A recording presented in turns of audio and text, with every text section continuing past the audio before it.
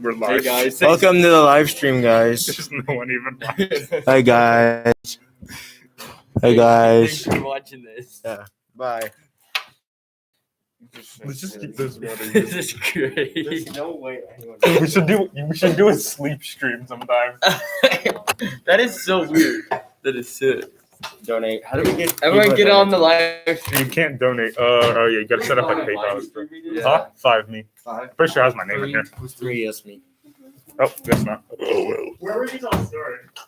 You just got them from our lockers. Oh, okay. Just like got the stack of them. Does Yeah. anyone say me? Got it. There's literally no one in Okay. here yet. So here on page 96, Hey, we have thanks, some background information about a couple of speeches that we're going to be reading. Not really background information about the speeches, but about speech giving. What's up, Ryan? instruction. Alright. Hi, Ryan.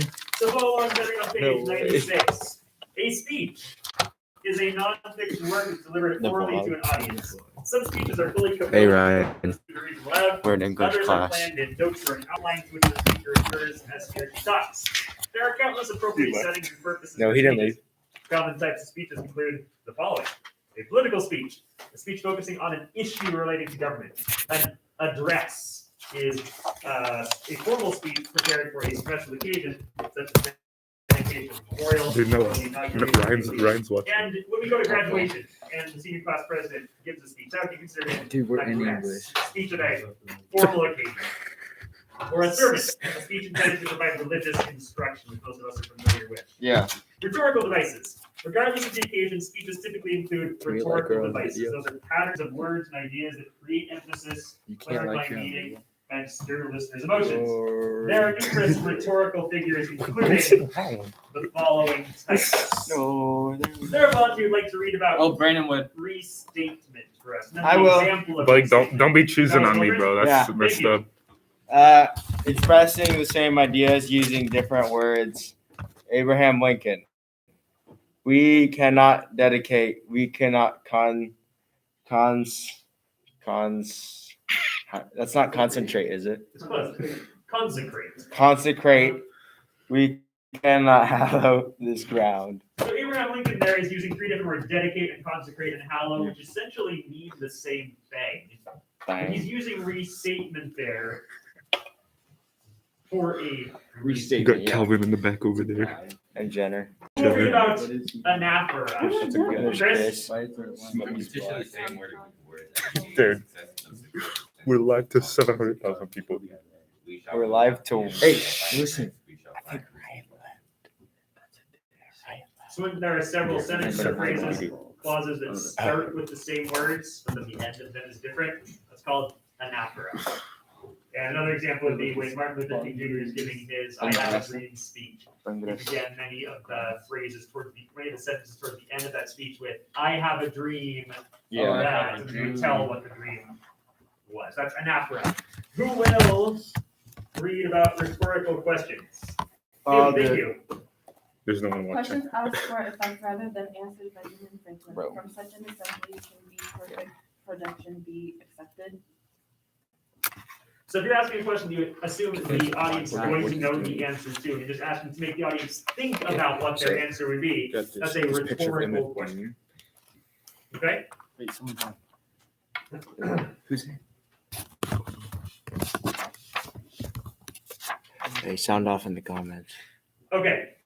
So as we read this example here on the right, a speech by Frederick Douglass, we're going to be reading a book by him relatively Oh, he's soon. back. But he gave a speech titled "What Swedish Slave is the 4th of July?"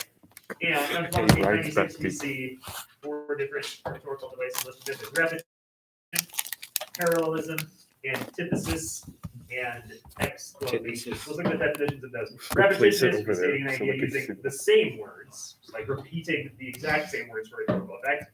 Antithesis is juxtaposition of strongly contrasting words, images, or ideas. Like in the example, ask not what your country can do for you, ask what you can do for your country. The fog is about to roll in. Essentially opposite things.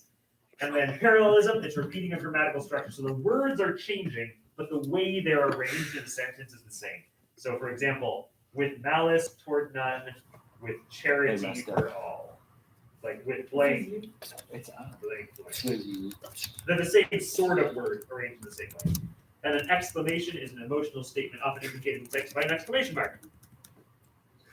So on page 97, is there a volunteer who would read the first paragraph there that starts fellow citizens? Not the first paragraph on the page, the first paragraph. Or the fog.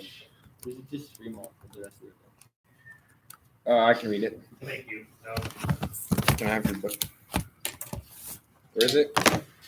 Near the top of 97, it begins fellow citizens. Fellow citizens, I am not wanting in respect for the fathers of this republic. Wait. Republic.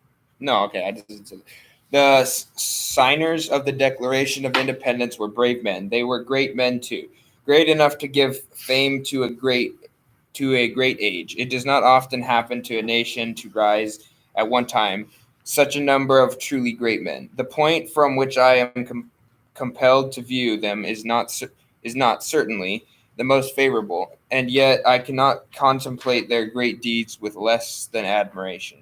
They were statesmen, patriots, and heroes, and for the good they did and the principles they contended for, I will unite with you to honor their memory.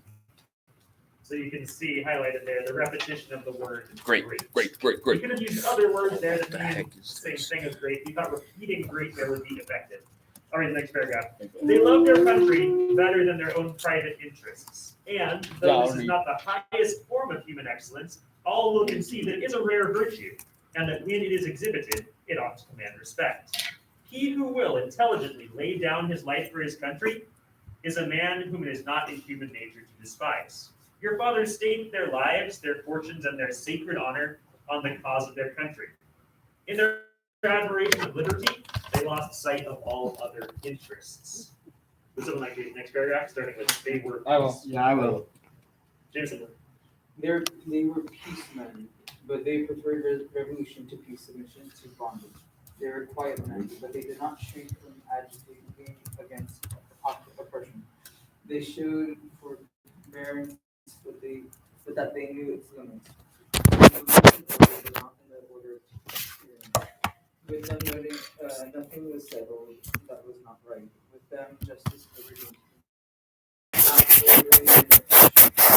they were well cherished with a mercury system. They were great in their day and generation. Their solid manhood stands out the more as we contrast it with the degenerate times. You got it. So in the first half of that section that Jameson read, we can see the antithesis going on, where he puts opposing ideas right next to each other for contrast. Yeah. They were peacemen, but they preferred revolution to peaceful submission to bondage. They were quiet, but they didn't shrink from agitating against oppression. And continuing on. How circumspect, exact, and proportionate were all their movements. How unlike the politicians of an hour. Their statesmanship looked beyond the passing moment and stretched away in strength into the distant future. They seized upon eternal principles and set a glorious example in their defense. Mark them. Fully appreciating the hardship to be encountered, firmly believing in the right of their cause, honorably inviting the scrutiny of an onlooking world, reverently appealing to heaven to attest their sincerity, soundly comprehending the solemn responsibility they were about to assume, wisely measuring the terrible odds against them. Your fathers, the fathers of this republic, did most deliberately, under the inspiration of a glorious patriotism and with a sublime faith in the great principles of justice and freedom, lay deep the cornerstone of the national superstructure, which has risen and still rises. You're racist. Around you.